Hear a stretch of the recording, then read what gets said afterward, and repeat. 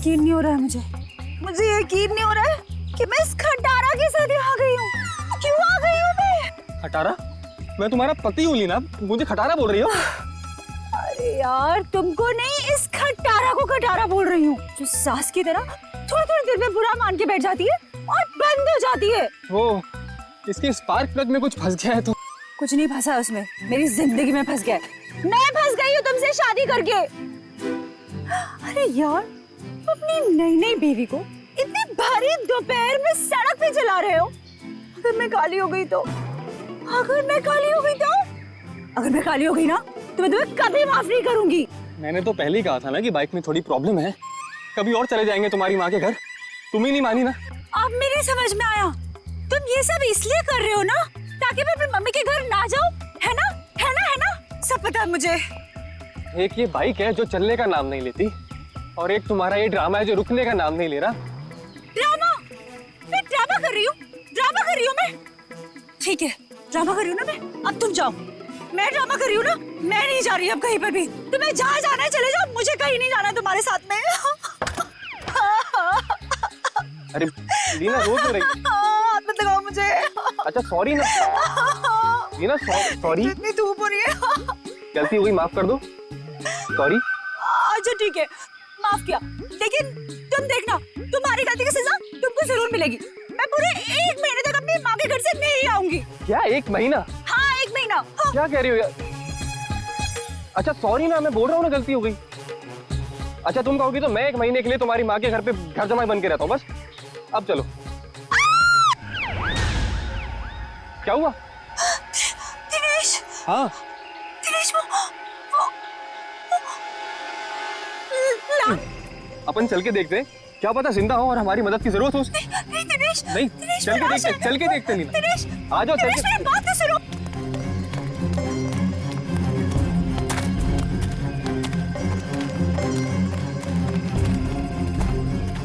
दिनेश रुको प्लीज, मेरी बात सुनो। दिनेश मुझे बहुत डर लग रहा है, प्लीज कोई। दिनेश वो देखो। दिनेश, दिनेश मेरी बात मानो, वापस चलते हैं दिनेश, मुझे बहुत डर लग रहा है पता है। तुमसे सना हुआ लेडीज बैग है। दिनेश, एंडी को फोन करना होगा। तुम पागल हो गई हो, ये सब करने की कोई जरूरत नहीं है, हम बेकार की मुसीबत में फंस जाएंगे। मुसीबत में क्यों फंसेंगे? एक जिम्मेदार नागरिक हैं हम, और सीआईडी को कॉल करना ही पड़ेगा। Hello CID.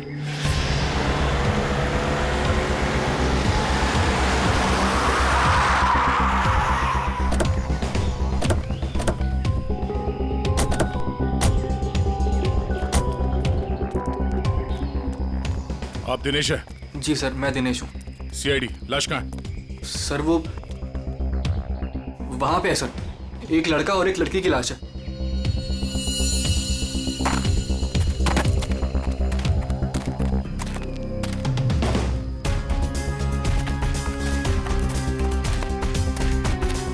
आगे देखो।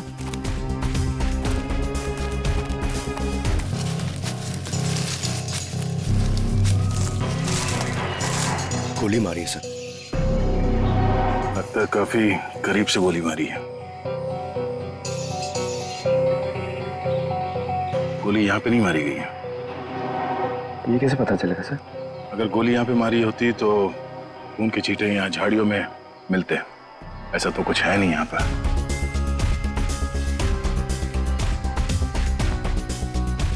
लगता है इसे कहीं और मार के लाश को यहाँ घसीट के नीचे लाया गया है। अखिल नाम है इसका।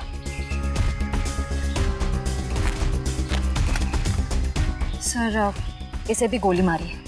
ओह, सर इसका नाम बरखा है, शायद ये दोनों हस्बैंड वाइफ है। ये देखिए। पंकज जरा आसपास देखो, कोई सुराग मिलता है क्या?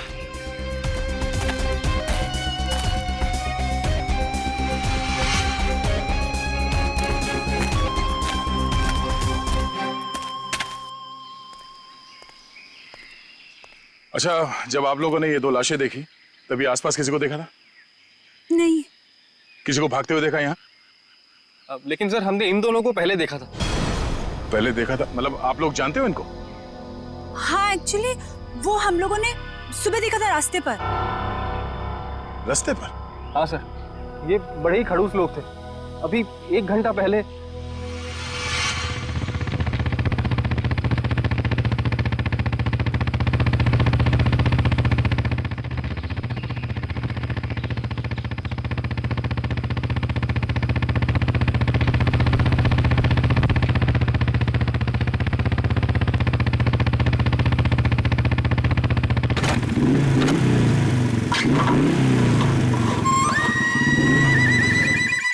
कुछ अजीब सी गड़बड़ सी आवाज आई।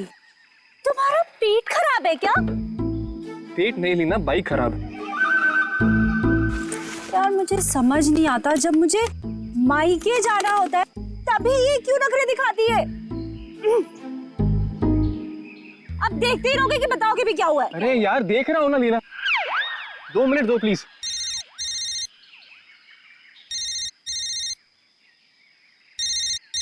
मम्मी।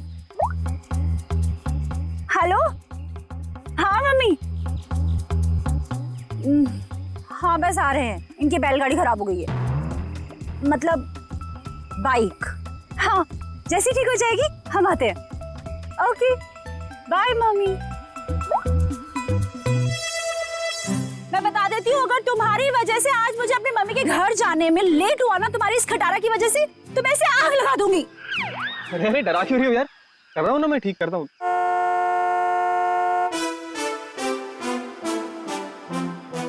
सुनो सुनो सुनो,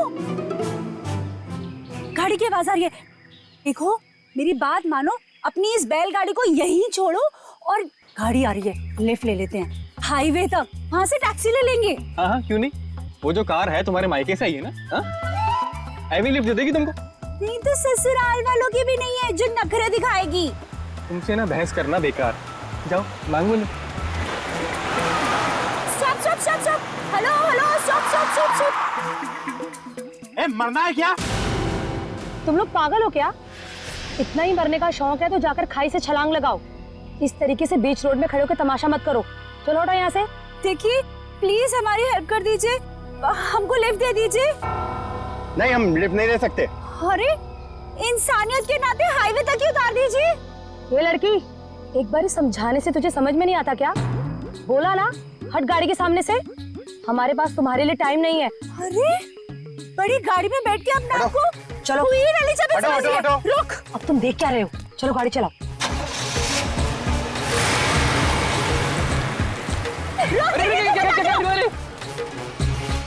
तो आप लोगों को लगता है कि वो लोग जल्दी में थे इसीलिए आप लोगों की मदद नहीं की? जल्दी में ही नहीं सर, ये बहुत घबराए हुए भी थे। मेरे साथ इतनी बदतमीजी पहले किसी ने नहीं करी। ऐसा लग रहा था जैसे दुनिया में सबसे ज्यादा जल्दी इन्हीं लोगों को है। कोई और भी था उनके साथ? नहीं मैम, बस ये दोनों ही थे। ऐसी क्या वजह रही होगी जो इतने घबराए हुए थे? और अगर घबराए हुए थे तो फिर ऐसे सुनसान जगह पे क्यों है? सर हो सकता है उन्हें यहाँ किसी ने बुलाया हो सकता है, पर वो गाड़ी जिसमें वो लोग थे वो कहाँ है? सर, हाँ एक गाड़ी मिली है सर, कहाँ पे? वो आगे झाड़ियों के पीछे। आइए।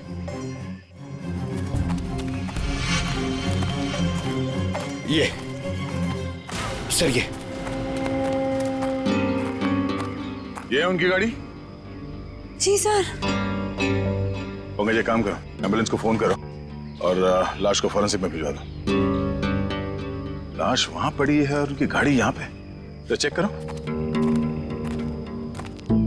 एम्बुलेंस को फोन करो। हम शायद छोटा मोटा काम मुझे दे देते और खुद एडवेंचर पे चले जाते। हटिए जरा।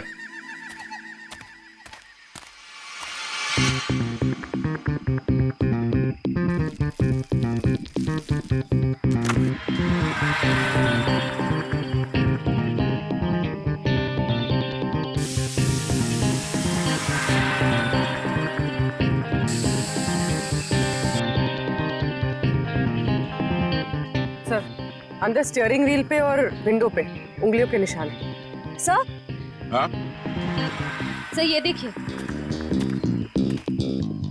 सर, ये खून के निशान। तो कहीं ये खून उनका तो नहीं? नहीं, उन दोनों की मौत अभी भी हुई है। खून अभी भी ताजा है। ये खून तो सूखा हुआ है। मतलब ये खून किसी और का है? पर सर, यहाँ गाड़ी के आसपास कोई लाश तो नहीं दिख रही है। केस थोड़ा उलझा हुआ है। इसे सुलझाने के लिए विक्टिम्स के घर जाना होगा।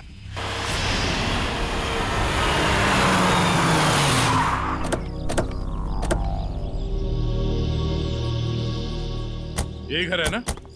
हाँ सर।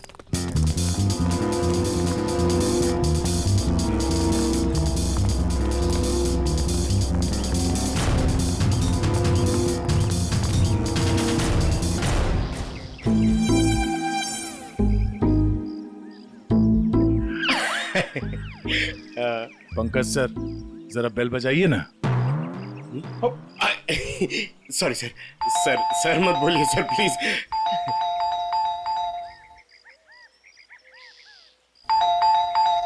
तो लगता है घर में कोई नहीं है। घर में कोई नहीं है? घर में नहीं तो दरवाजा क्यों नहीं खोल रहा? घर तो अंदर से बंद है। पर अगर दरवाजा लॉक है तो फिर बाहर से, मतलब अंदर से बाहर कैसे आएगा कोई? सेंट्रल लॉकिंग सुना है? लातों के भूत बातों से नहीं मानते। नहीं, सर, दरवाजा आपकी वजह से डर के रोने लग गया। आवाज यहाँ से आ रही है पंकज। चोर चोर चोर! चोर? हाँ हाँ, चोर हैं आप सब। अरे नहीं, हमारी सिर्फ शक्ल चोरों जैसी है। हम लोग सीआईडी से हैं। हाँ हाँ, सीआईडी वालों को ही बुलाऊंगी मैं अभी। अरे मैम, आपको कुछ गलतफहमी हो रही है। हम लोग सीआईडी से हैं। हाँ, सीआईडी? आप लोग सीआईडी वाले होके भी बरखा जी क्या चोरी के लिए आ गए? हाँ हाँ, नहीं तो क्या? हम लोग यहाँ चोरी करने नहीं आए, हम लोग तहकीकात के लिए आए। तहकीकात?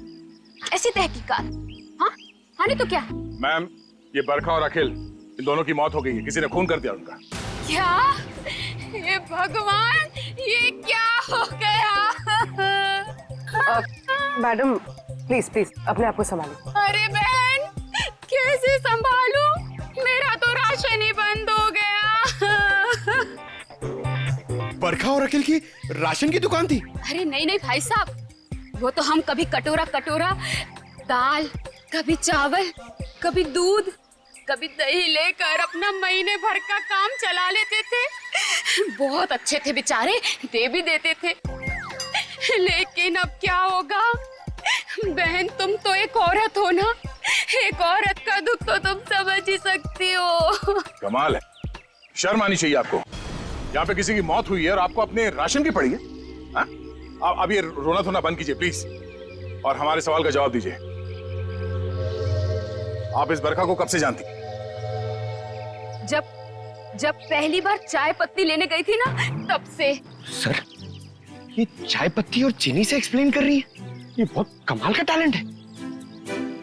मैम, आप हमें ये बताइए कि इस घर में अखिल और बरखा के अलावा कोई और भी रहता था? जब भी कुछ लेने आती थी तो कभी बरखा और कभी अखिल ही देते थे, तो वही रहते होंगे ना। हाँ हाँ, नहीं तो क्या? ठीक से याद करके बताइए, कोई और था?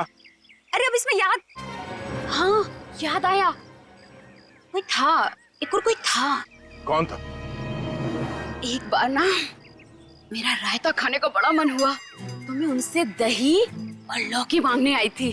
तब बरखा, बरखा, अखिल, बरखा। अरे ये दरवाजा तो हमेशा बंद रहता है।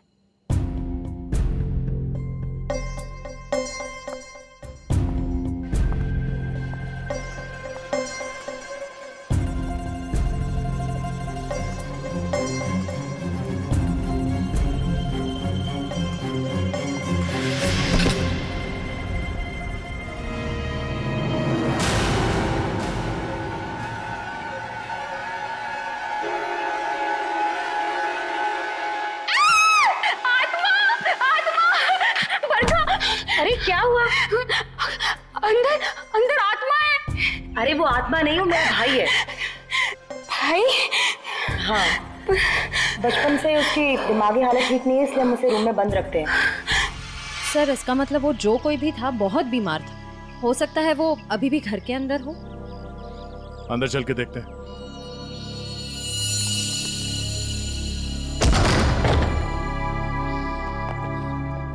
बाहर के दरवाजे पे सेंट्रल लॉक और अंदर एक और दरवाजा, ये डबल सिक्योरिटी। कौन सा कमरा?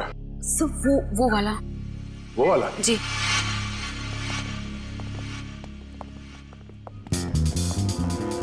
क्या हो सर? ये देखो, ऐसे लगता है कि किसी को यहां से घसीट के ले जाया गया है।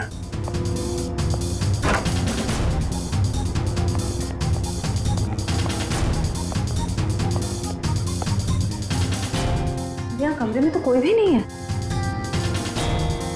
अगर उसका भाई इतना बीमार था तो खुद बाहर चल के तो नहीं जा सकता, तो गायब कहाँ हुआ?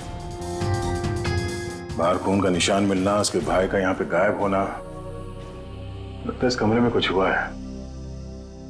तो चेक करो, देखो कुछ मिलता है क्या।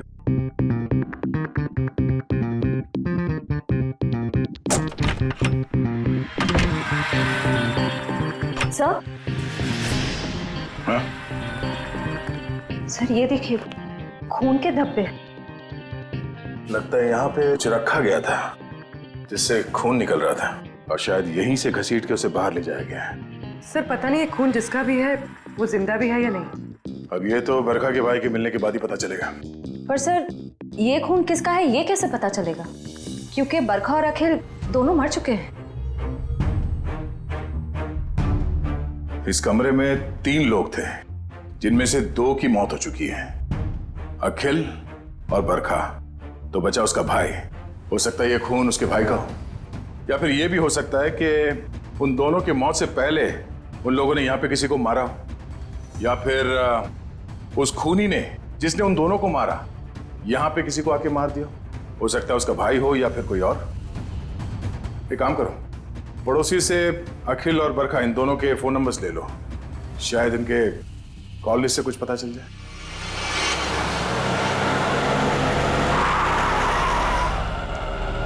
सर टेलीफोन कंपनी ने इसी लोकेशन का एड्रेस दिया है। ध्यान से, किसी को शक नहीं होना चाहिए। जाओ।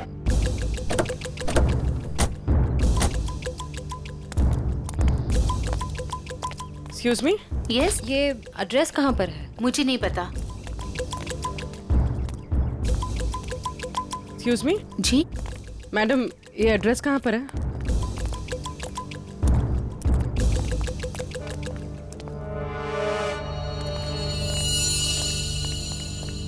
एक्सक्यूज मी मैडम, इस एड्रेस के बारे में बता सकते? मैं नहीं जानती।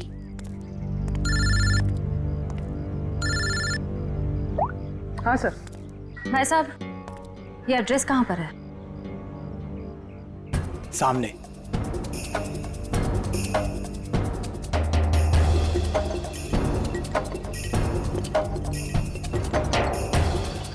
पूर्वी, घर का पता चल गया। मिल गया। मिल गया? गुड, हम लोग आ रहे हैं।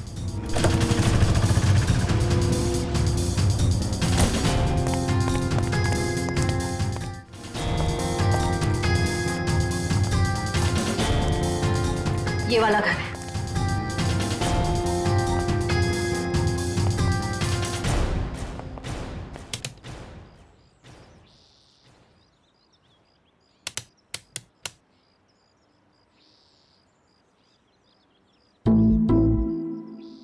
सर, घंटी खराब है क्या? कभी कभी खराब घंटी से भी करंट लग जाता है।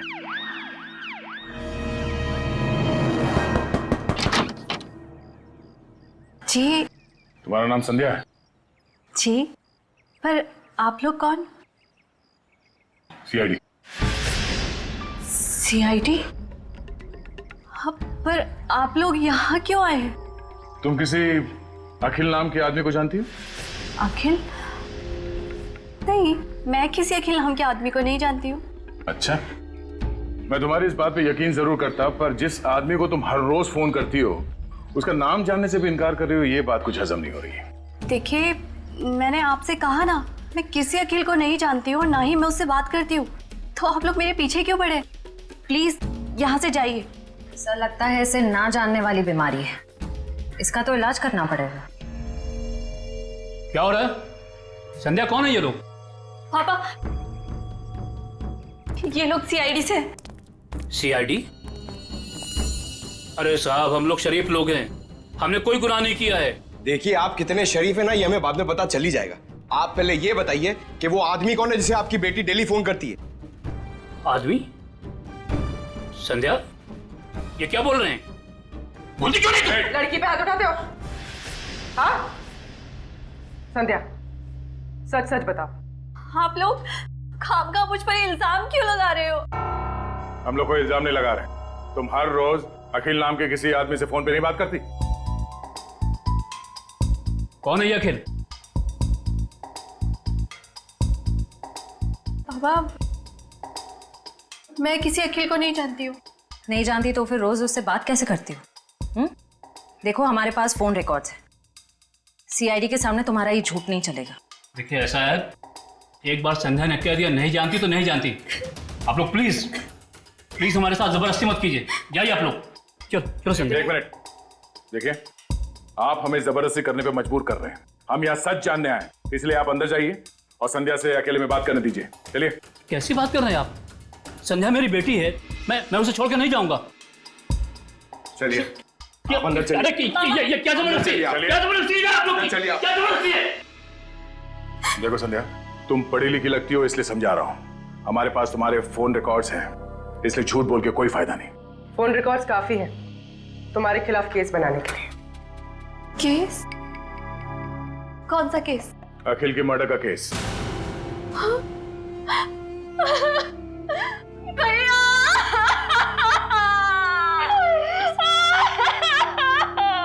क्या हुआ? पापा, अखिल भैया नहीं रहे। क्या?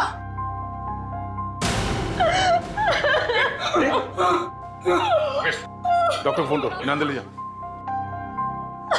ये अखिल तुम्हारा भाई है? वो मेरे भैया थे। हम सबका बहुत ख्याल रखते थे वो। पर जब से उनकी जिंदगी में वो बरखा नाम की औरत आई, उसने भैया को प्यार के जाल में फंसा लिया। बाबा को बरखा और भैया का रिश्ता बिल्कुल भी पसंद नहीं था। इसी वजह से हमेशा घर में टेंशन रहती थी। और एक दिन भैया ने घर ही छोड़ दिया। मैं भैया के बिना नहीं रह सकती थी, इसीलिए मैं चुप चुप कर उन्हें फोन किया करती थी। मुझे क्या पता था कि भैया एक दिन इस दुनिया से ही चले जाएंगे, नहीं तो मैं उन्हें इस घर से कभी जाने ही नहीं देती। तुम्हारे भाई अखिल की किसी के साथ कोई दुश्मनी? आप लोगों को किसी पे शक है? मुझे शक नहीं, मुझे पूरा यकीन है ये सब किया धरा उस बरखा का ही होगा। मगर आपको ऐसा क्यों लगता है कि अखिल का खून इस बरखा नहीं किया? भैया अक्सर मुझे बताते थे कि वो कितनी खतरनाक औरत है। वो जरूरत पड़ने पर किसी का भी खून कर सकती है, उनका भी। अगर हम ये मान भी ले कि इस बरखा ने अखिल को मारा है, तो बरखा का खून किसने किया?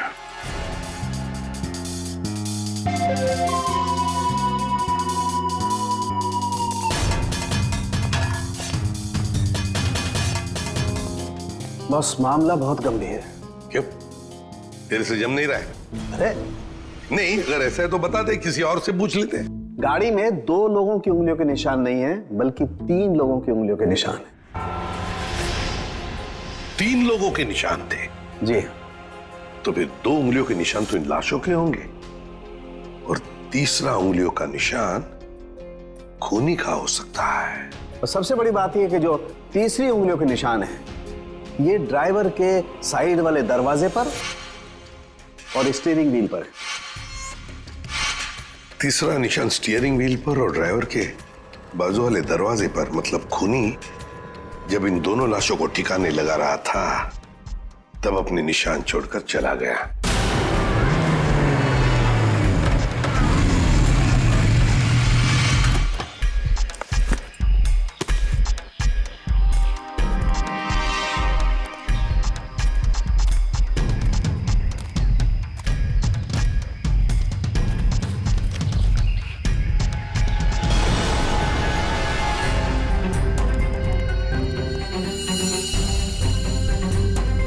कुछ भाई पता क्या हुआ और कुछ बाकी है क्या? पूरी बात तो सुन लो ना यार तुम। तो एक साथ क्यों नहीं बताता तू? अरे कैसे बताऊं यार, तुम एक बात सुन करके चल दिए। अरे यार, अच्छा बता। देखो बॉस, वो जो खून बरखा के घर में मिला है, वो जिस आदमी का है उसे मारने की प्लानिंग बहुत समय से चल रही थी। क्या क्या मतलब? हाँ, और एक बात, उस खून में आर्सेनिक मिला है। आर्सेनिक? ये ऐसा तो नहीं सर कि आनंद के परिवार वाले इसे मारना चाह रहे थे?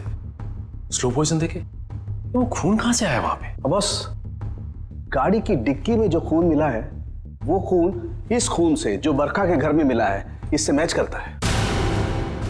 सर, कहीं ऐसा तो नहीं कि बरखा और अखिल ने आनंद को मारा और उसकी लाश डिक्की में रख दी? बस आर्सेनिक की मात्रा बहुत ज्यादा है खून में। मुझे लगता है 6-7 महीने से ये प्लानिंग चल रही थी। कमाल है सर, एक बहन ने ही भाई का खून कर दिया। Excuse me sir. हेलो, क्या?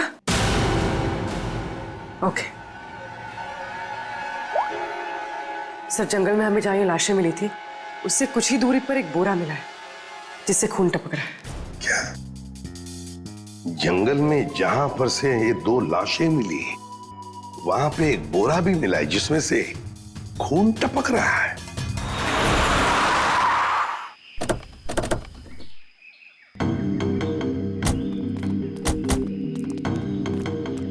आपने फोन किया था? हाँ सर, मैंने फोन किया था। तो सामने जंगल में एक बोरा है, उसमें से खून टपक रहा है।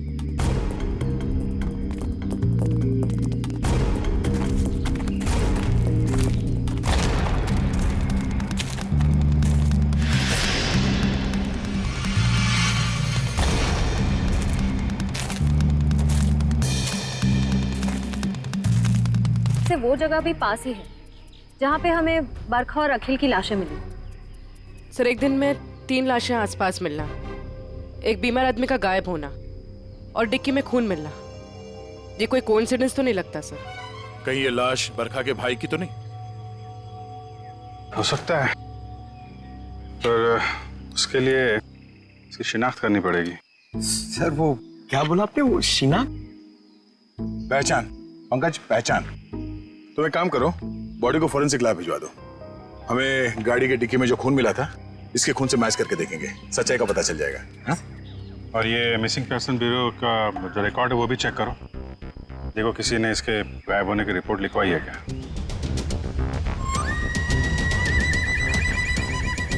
सर, मैंने बड़ी मेहनत करके बरखा के भाई आनंद के बारे में जानने की कोशिश की, मगर किसी को कुछ पता ही नहीं है। शायद मुझे पता है। क्या पता है तुझे? लाश कहाँ है तुझे पता है? मैं जानता हूँ आनंद कहाँ है। कहाँ है बता? यही है, फॉरेंसिक लैब में। Forensic lab? कहाँ है फॉरेंसिक लैब में? वो देख तेरे बाजू में, ये है आनंद बॉस। ये डॉक्टर साहब, आप तो कह रहे थे कि आनंद को आर्सेनिक देके मारा गया, लेकिन इसका तो गला दबाया गया। ये देखिए, बरखा के घर पे जो खून का सैंपल मिला था, वो खून इसी आदमी का है। यार सारुण, ये कैसे हो सकता है? अगर आर्सेनिक देकर ये मरने ही वाला था, फिर इसका गला घोंटकर क्यों मारा इसे?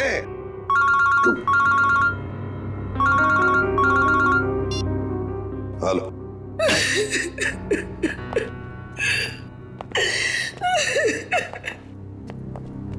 सर ये शालिनी जी आनंद के बारे में कुछ बताना चाहिए। मैम प्लीज आप जरा शांत हो जाइए, शांत हो जाइए। बताइए बताइए क्या हुआ? आनंद मेरा बेटा था जिसे इतनी बेरहमी से मार दिया गया। किसने? बरखा ने। बरखा ने? मगर बरखा तो आपकी बेटी है, आनंद की बहन। आनंद तो उसी के साथ रहता था ना। बेटी? किसकी? आपकी और किसकी? मेरी कोई बेटी नहीं है। आनंद मेरा इकलौता बेटा था। अगर आनंद आपका इकलौता बेटा है तो फिर ये बरखा कौन है? ये देख, ये तो मेरी बहू है। इसी ने मारा है मेरे बेटे को। इसका असली नाम नूपुर है।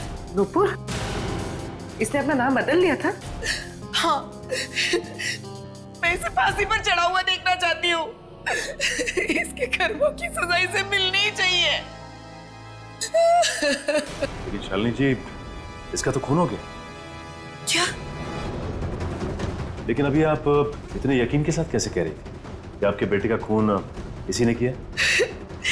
जब से मेरे बेटे की इससे शादी हुई, उसके कुछ दिन बाद से ही बहुत बीमार रहने लगा था। एक दिन इसने कहा कि वो उसे किसी वैद्य के पास दिखाने ले जा रही है, और वो मेरे बेटे को लेकर चली गई, लेकिन वापस अकेले लौटी। जब मैंने उससे पूछा आनंद कहाँ है, तो कहने लगी आनंद भाग गया। आनंद भाग गया? तो आपने उसे पूछा नहीं कहाँ भाग गया? मुझे भी बहुत अजीब लगा था। मेरा बेटा बहुत ही समझदार और शांत था, ऐसे कैसे भाग जाएगा? तभी से मुझे इस औरत पे शक हो गया था। क्यों? बरखा ऐसा क्यों करती थी?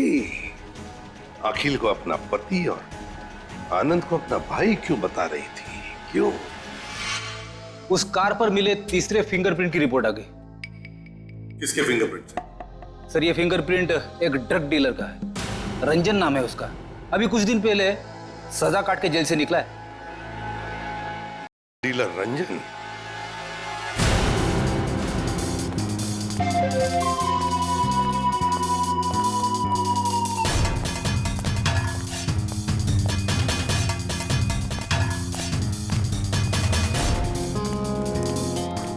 रिकॉर्ड के हिसाब से यही घर है ना? हाँ सर, यही है। देखो रंजन, रंजन, रंजन दरवाजा खोलो।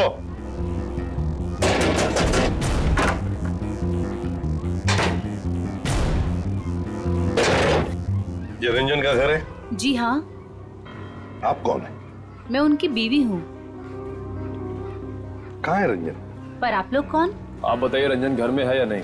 जी हाँ, वो सो रहे हैं। सो रहे हैं? अभी इतनी देर गए? कल रात को कहीं बाहर गए थे क्या? देर से लौटे? उनकी तबीयत ठीक नहीं है, वो 2 दिन से घर में ही हैं, कहीं नहीं गए। सर, उसने अपनी बीवी को अच्छी खासी ट्रेनिंग दे रखी है झूठ बोलने की। हाँ, कहाँ सोया है रंजन? पूर्वी, देखो जरा। सर, मैडम बैठिए। आप ऐसे कैसे अंदर घुस सकती हैं? मैम, ये मेरा घर है, आप ऐसे अंदर नहीं आ सकती। बाहर चलिए आप लोग, बाहर चलिए।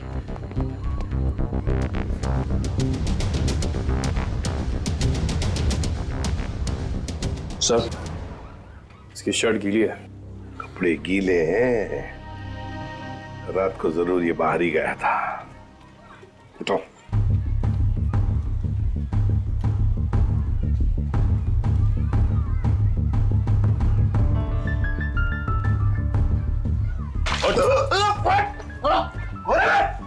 सीआईडी, आजा, चल। सीआईडी? मैंने कुछ नहीं किया। कुछ नहीं किया? रात को कहीं बाहर गए थे ना देर तक, और फिर ये कपड़े कैसे गीले हो गए? और फिर तुम्हारी उंगलियों के निशान उस गाड़ी के स्टीयरिंग व्हील पर और दरवाजे पर भी मिले, कैसे? और उस गाड़ी के आसपास हमें 2 लाशें भी मिली। वैसे मेरे तो 2 दिन से मैं सो रहा था सर। 2 दिन से तबीयत खराब थी। उठाओ इसे, ले चलो। चल। सर, मैंने कुछ नहीं किया सर। सब छोड़ दीजिए इन्हें। प्लीज, सब प्लीज मैम, कुछ प्लीज। नहीं किया है। सब मेरी सब बात चलिए। कुछ नहीं किया। कहाँ लेके जा रहे हैं सब छोड़ दो इनको। सर मुझे छोड़ दिए सर, प्लीज। मैंने कुछ नहीं किया सर। अब जल्दी मुंह खोलोगे या फिर और भी चाहिए? बता दो सर। बताओ जल्दी। मैंने ही उन दोनों को मारा है सर। क्यों मारा तुमने? उन दोनों को क्यों मारा? क्या दुश्मनी थी तुम्हारी? मेरी कोई दुश्मनी नहीं थी सर। तो फिर? दुश्मनी तो उसकी थी सर, जिसने उन दोनों को मारने की सुपारी दी थी। किसने दी थी सुपारी? एक औरत थी सर। कौन औरत? मैं नहीं जानता सर, मैंने उसका चेहरा नहीं देखा। वो उसी ने दी थी मुझे उन दोनों को मारने की सुपारी, थोड़े से पैसों के खातिर। मुझसे बहुत बड़ी गलती हो गई सर, मुझे माफ कर दीजिए सर। चुप! माफी मांगता है? फोन कर उस औरत को, और जहां हम कहते हैं वहां बुलाओ उसे और कहो उससे कि अगर उसने तुम्हें ज्यादा पैसे नहीं दिए तो तुम सारी बातें सीआईडी को बताओगे। जी सर। चलो लगा फोन।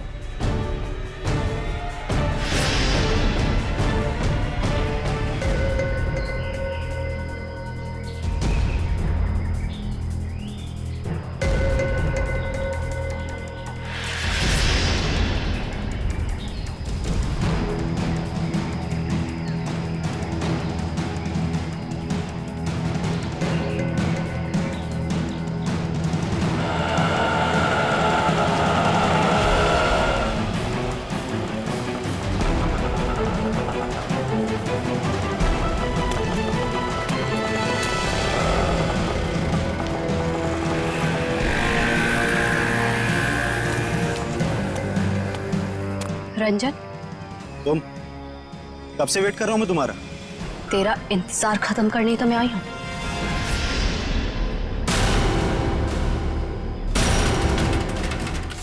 फिर तुम्हारा भाई है?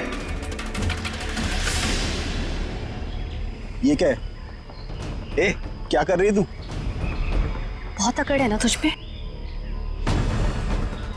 तूने क्या कहा था? तू सीआईडी से मेरी शिकायत करेगा? हाँ, मुझे धमकी देगा, मेरी पोल खोलेगा।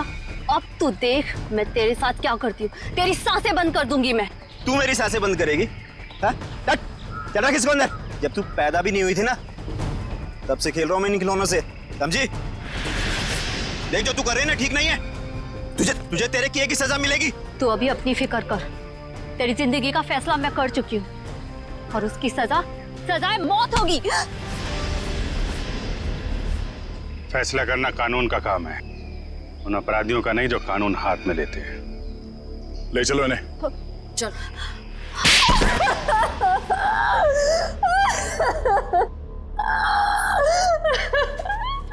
हाँ, मैंने मारा अपने भाई को, मैंने मारा उसे। बताओ संध्या, क्यों मारा तुमने अखिल को? क्योंकि भाई के नाम पर वो कलंक था। लावारिस था वो।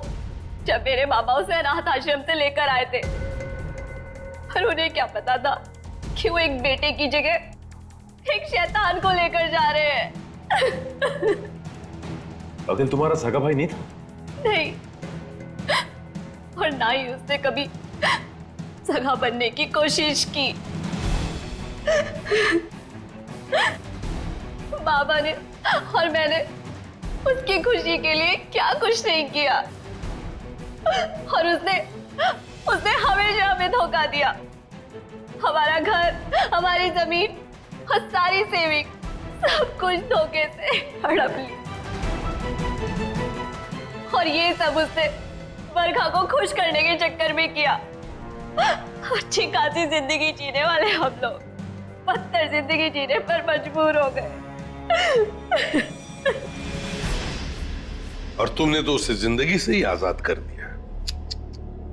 तुम्हें अखिल से पता चला कि वो दोनों आनंद को मारने का प्लानिंग कर रहे हैं। हाँ, कई दिनों तक आनंद को जहर देने के बाद जब वो नहीं मरा तो बरखा के सब्र का बांध टूट गया और उसने अखिल के साथ मिलकर आनंद को अपने हाथों से गला घोट के मार दिया।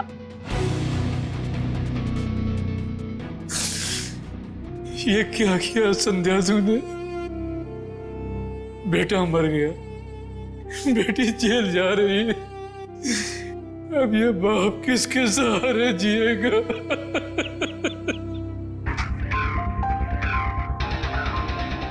संध्या, बदले की भावना सिर्फ दुख ही पहुंचाती है, साथ साथ अपनों की जिंदगी भी बर्बाद कर देती है।